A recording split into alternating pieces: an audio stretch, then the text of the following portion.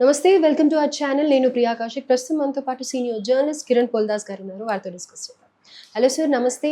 నమస్తే అండి. సార్, తిరుపతి లడ్డు హ్మ్. కేసు గురించి దర్యాప్తు కొనసాగుతూనే ఉంది. హ్మ్. సో, అసలు ఈ కేస్‌కి సంబంధించి దోషులు ఎవరు అనేది తెలిసే అవకాశం ఉంది అని అంటారా? అండ్ ఎప్పటికి ఇది ఎండ్ అవుతుంది అని అంటారు?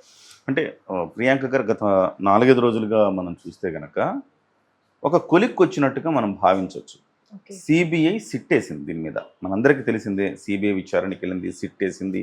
ఆ సిట్ ప్రత్యేక దర్యాప్తు బృందము దీని మీద స్పెషల్ ఇన్వెస్టిగేటివ్ టీమ్ ఈ దర్యాప్తు చేస్తూ ఉన్నారు. అయితే దీంట్లో రకరకాల అంశాలు పరిశీలించాల్సి ఉంది. ఒకటేంటంటే ఇంటి దొంగలు కొంతమంది ఉంటారు. తిరుమల తిరుపతి దేవస్థానం బోర్డు ఏదైతే ఉందో బోర్డులో కొంతమంది దీన్ని ప్రభావితం చేశారు అంటున్నారు. అలాగే ఉద్యోగస్తుల పాత్ర ఏంటి ఇందులో? సో టీటీడీ బోర్డు పాత్ర ఏంటి? అలాగే అసలు నెయ్యి ఎవరు సప్లై చేశారు? రకరకాలుగా ఉంది. నెయ్యి వచ్చిందేమో ఒకళ్ళ దగ్గర నుంచి, అది సరఫరా చేసింది ఇంకొకళ్ళు.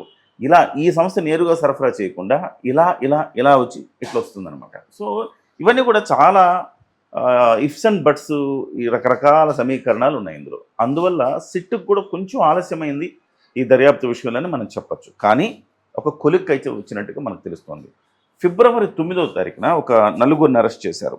రాజశేఖరన్, పొమిల్ జైన్, అలాగే విపిన్ జైన్, వినయకాంత్ చావ్డా అని ఒక నలుగురిని ఈ కేసులో అరెస్ట్ చేశారు. వాళ్ళని ఇప్పుడు కస్టడీలోకి తీసుకుని విచారణ అయితే చేస్తూ ఉన్నారు. అయితే ఈ విచారణలో పూర్తి స్థాయి వివరాలు వెల్లడవుతాయి, దోషులు ఎవరు తేలుతుంది అనేది ఒక అంచనా. ఓకే. అయితే దీని మీద సిట్ ఏం చేస్తుంది, ఈ గుజరాత్కి ఈ బృందం అంతా కూడా ఉత్తరాఖండ్కి రకరకాల ప్రాంతాల్లో ఎవరైతే ఈ నెయ్యి సరఫరా చైన్ ఏదైతే ఉందో ఆ చైన్ బ్రేక్ చేసేందుకు రకరకాల ప్రాంతాల్లో తిరుగుతూ ఉన్నారు. ఇప్పుడు ఉత్తరాఖండ్కి వెళ్ళారు. బోలే బాబా అని నెయ్యి సరఫరా చేసే ఒక కేంద్రానికి వెళ్ళారు. వెళ్ళి అక్కడ ఒక 9 మంది నిందితుల్ని గుర్తించారు. ఆ 9 మంది కూడా పారిపోయారు. సో వాళ్ళని పట్టుకునే క్రమంలో ఉన్నారు. ఇప్పుడు ఆల్రెడీ నలుగురిని అరెస్ట్ చేశారు. సో వీళ్ళ నుంచి వివరాలు సేకరించే పనిలో ఉన్నారు.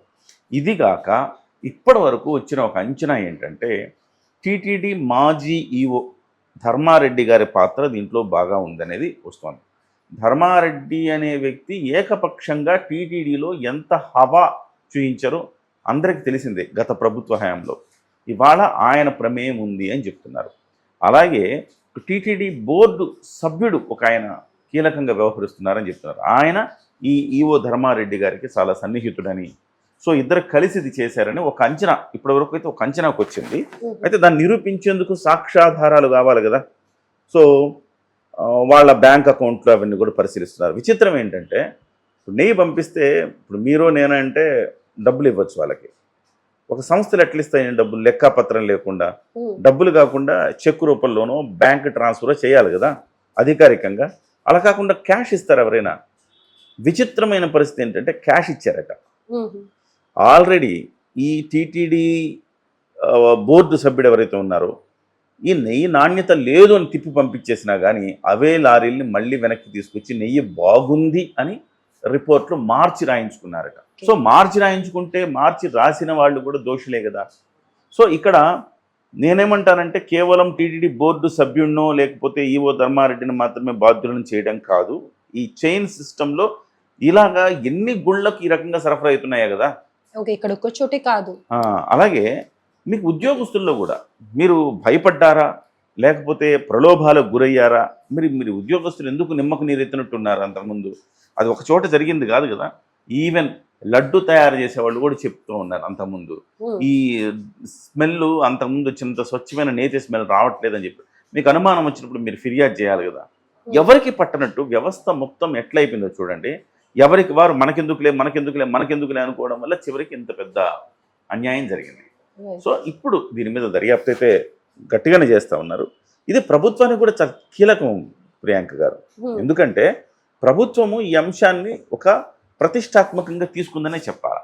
ఎందుకంటే ప్రభుత్వం చెప్పడం, పవన్ కళ్యాణ్ గారు 11 రోజుల పాటు దీక్ష చేయడము, నడిచి తిరుమలకి వెళ్ళడము, ఇవన్నీ కూడా పెద్ద చర్చనీయం, దేశవ్యాప్తంగా చర్చనీయాంశమైనవి. కేవలం తిరుమల అంటే మన రాష్ట్రానికి సంబంధించిన ప్రాపర్టీ కాదు అది. తిరుమల అంటే ప్రతి హిందువుకి సంబంధించిన ఒక ఆధ్యాత్మిక దేవాలయం అది. సో మీకు అమెరికాలో ఉండేవాడికైనా మన సమాధానం చెప్పాల్సిందే ప్రభుత్వం. సో అలాగే కేవలం మన రాష్ట్రంలో ఏదో మన రాష్ట్రానికి సంబంధించిన సంపద అయితే మనం దాని గురించి అట్లున్న రాష్ట్ర ప్రజలకు సమాధానం చెప్తే సరిపోతుంది. అట్లా కాదు ఇది. 100 కోట్ల మంది హిందువులకు సమాధానం చెప్పాల్సిన బాధ్యత ఈ ప్రభుత్వం మీద ఉంది. సో ప్రభుత్వం ఆరోపణలు చేయడము, పవన్ కళ్యాణ్ గారు దీక్ష చేసుకోవడం ఇవన్నీ చూసాం మనము. అలాంటప్పుడు దీని మీద అంతే సీరియస్గా కేసు దర్యాప్తు చేస్తోందా అని చాలా వరకు చాలా మందికి అనుమానాలు ఉన్నాయి. మీరు అన్నట్టు ఇందాక లడ్డు ఇష్యూ ఏమైంది అని చెప్పి కూడా మధ్య మధ్యలో చివరికి ప్రతిపక్షాలు అనే పరిస్థితి ఏంటంటే ఏమీ లేదు అందులో, వాళ్ళు మాత్రం ఏం చేసి చూపిస్తారు, అసలు ఏమీ లేదు, అక్కడ తప్పేం జరగలేదు కాబట్టి అనేసి వాళ్ళు ఎదురుదాడి చేస్తారు. అంటే ఒక్కొక్కసారి అలా కల్తీ ట్యాంకర్లు వస్తూ ఉంటాయి, పంపిస్తూ ఉంటామని కూడా చెప్తున్నారు. సో ఈ నేపథ్యంలో దీన్ని సీరియస్గా ప్రభుత్వం తీసుకుంది. దీన్ని నిరూపించాలి, ఛేదించాల్సిన అవసరం ప్రభుత్వానికి ఎక్కువ ఉంది. సో అందుకే ప్రభుత్వం దీన్ని ప్రతిష్టాత్మక తీసుకున్నట్టుగా కనపడుతోంది. సిబిఐ మీద కూడా ఒత్తిడి తెస్తా ఉంది. సిబిఐ కూడా దాని మీద దర్యాప్తు ఆల్మోస్ట్ ఒక కొలిక్కి వచ్చింది. బహుశా నాకు తెలిసి ఈ 10-15 రోజుల్లో మార్చి లోపలకే ఏదో ఒక డెసిషన్, ఏదో ఒక పేర్లు కొన్ని బయటకు వస్తే వాళ్ళని అరెస్ట్ చేస్తారని అనుకోవచ్చు మనం. సో మార్చి వరకు అయితే ఇది ఎవరు అనేది తెలిసిపోతుంది అని అంటారు. అంతే, మార్చి వరకు అయితే ఎవరు దోషులు ఎవరు అనేది ఒక కొలిక్కి వచ్చే అవకాశం ఉంది, వెల్లడించే అవకాశం, వాళ్ళని అరెస్ట్ చేసే అవకాశం కూడా ఉంది. ఓకే, సో అది ఎవరైనా కానీ ఇప్పుడు మనకు అందుతున్న సమాచారం ఎవరైనా అంటే ఆల్మోస్ట్ టీటీడీ మెంబర్ ఉన్నారు, ధర్మారెడ్డి ఉన్నారు.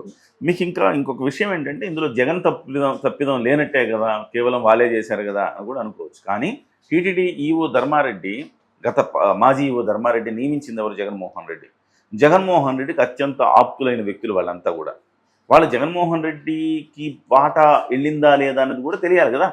ఇప్పుడు ఆ నెయ్యి కల్తీ జరిగిందండి, కల్తీ జరిగిన నెయ్యిలో వాళ్ళకి వాటా వస్తుంది కదా, ధరల్లో వ్యత్యాసం ఉంటుంది, వాటా వస్తుంది. ఆ వాటా ఎక్కడి వరకు వెళ్ళింది, ఎంతమంది పంచుకున్నారు, జగన్మోహన్ రెడ్డికి ఎంత అందింది, ఇవన్నీ కూడా తీయాల్సిన అవసరం ఉంది సిబిఐ. అంటే ఇక్కడ జగన్ గారు ప్రమేయం ఏమి ఉండదు అని అనేసి మామూలుగా అనుకుంటుంటారు. ఎందుకంటే ప్రతి ఒక్క సిస్టమ్ లో కూడా కన్సర్న్ పర్సన్ అలాట్ చేస్తాం, వాళ్ళు చూసుకుంటూ ఉంటారు అని అనుకుంటాం. కానీ బట్ స్టిల్ ఇక్కడ జగన్ గారికి కూడా ఇక్కడ సిచ్యువేషన్ ఏంటంటే వాళ్ళకి ఆ బాధ్యత ఇచ్చి వాళ్ళు చూసుకుంటే పర్వాలే. వాళ్ళు ఒకవేళ తప్పుదని చేసినా వాళ్ళే బాధ్యులు అవుతారు. ప్రధానికి ముఖ్యమంత్రి ప్రధానికి బాధ్యత అవ్వడు కదా. సో కానీ ఇక్కడ సిచ్యువేషన్ ఏంటంటే ఈ ముడుపులు, ఈ డబ్బులు, ఈ మూటలు ధర్మారెడ్డి వరకే చేరినాయా, ధర్మారెడ్డి ద్వారా జగన్మోహన్ రెడ్డికి చేరినాయా, ఇవన్నీ కూడా దర్యాప్తు చేయాల్సింది. ఇప్పుడు కల్తీ నెయ్యండి, స్వచ్ఛమైన 400 అనుకుందామండి, కల్తీ చేస్తే మీకు 300కి ఇవ్వచ్చు కదా. సో ఆ మధ్యలో 100 రూపాయలు మార్చిన ఏం చేస్తారు, వీళ్ళందరూ పంచుకుంటారు దొంగలు.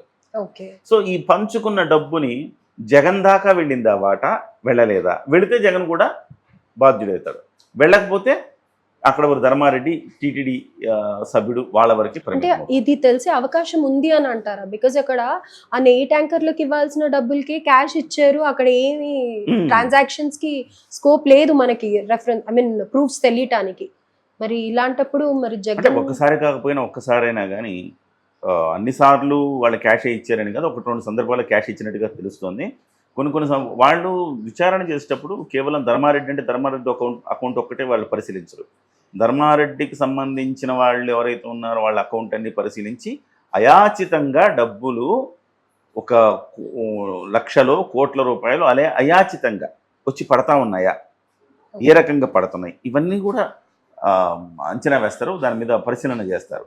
సో జగన్మోహన్ రెడ్డి ఈ లింక్లో చెవిరెడ్డి భాస్కర్ రెడ్డి గారు కూడా వస్తారు. చెవిరెడ్డి భాస్కర్ రెడ్డి అకౌంట్లో ఏమైనా